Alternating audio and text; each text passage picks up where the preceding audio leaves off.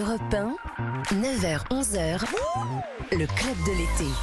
L'invitée Barbara Schulz, donc à l'affiche de cette comédie tendre, décalée, ça s'appelle Super Bourré, c'est un premier film de Bastien Milot. Qu'est-ce qui vous a fait accepter déjà, juste comme ça? Alors déjà, est-ce que c'est le titre qui... alors non, justement. Et c'est pour ça que je m'adresse à tous les gens qui sont là en train de dire qu'est-ce que c'est que ce film qui s'appelle Super Bourré.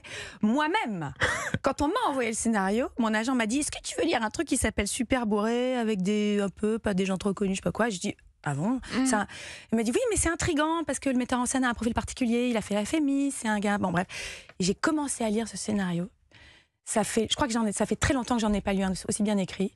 J'étais happée, c'était tellement drôle, tellement fin. Je l'ai lu d'une traite, je l'ai appelé, je dis je veux le faire. Voilà. D'accord. Et oui, parce que donc c'était pas le titre. C'était vraiment ce qu'il y a derrière. Donc j'invite tout le monde à aller voir ce qu'il y a derrière ce titre.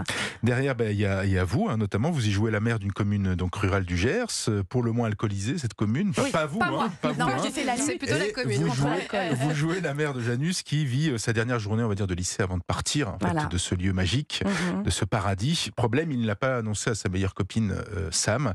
L'occasion va peut-être se présenter puisque le soir même, il va falloir préparer une méga fête de fin d'année. D'où le titre Super Bourré.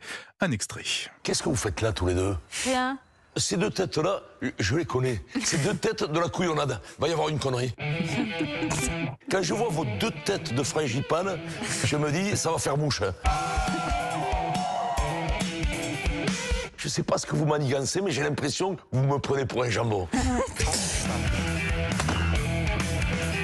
J'ai du blaire. Je suis un chasseur.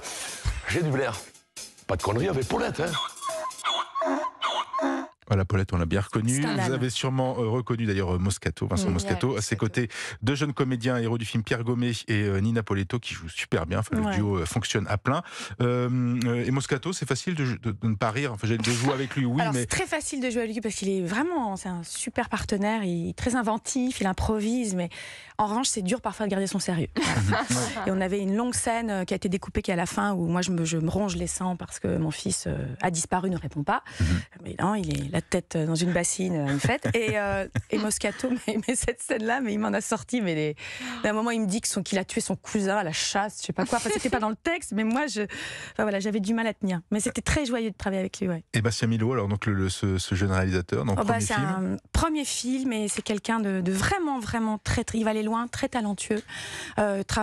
Un grand travailleur et beaucoup de finesse. C'est marrant, c'est une vieille âme, quoi.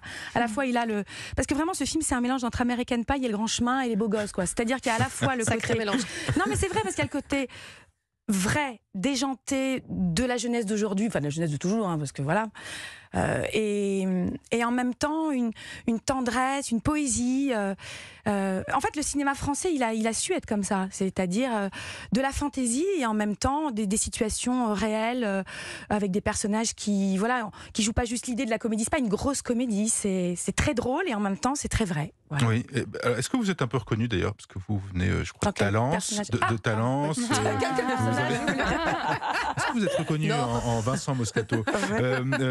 Une enfance dans le Béarn, le Pays Basque, les Charentes, puis oui, Paris. Je suis une fille du Sud-Ouest, évidemment. Quand on m'a dit c'est dans le Gers, bon, même si quand on est acteur, après on est un peu de toutes les régions, voilà.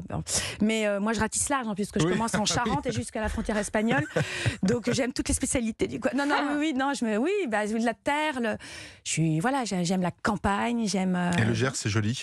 C'est très beau le Gers. Oui, parce que vous avez même accepté, parce que vous me disiez hors micro, moi je déteste travailler l'été, mais vous avez quand même accepté de travailler un peu l'été pour ce film. Non, mais je déteste, mais je travaille souvent l'été. Mais quand je peux ne pas travailler l'été, j'ai un petit côté, j'aime bien les grandes vacances, quoi. Mais nous aussi. Mais on est comme vous, quoi. Oui, voilà, vous étiez un peu pas puni, mais c'était là tout l'été, non? Non, on n'est pas puni puisque on vous rencontre. Le club de l'été continue. On poursuit avec votre parcours, le portrait sonore de Barbara Schulz dans un instant. Vous restez avec nous, c'est le club de l'été. À tout de suite sur Europe.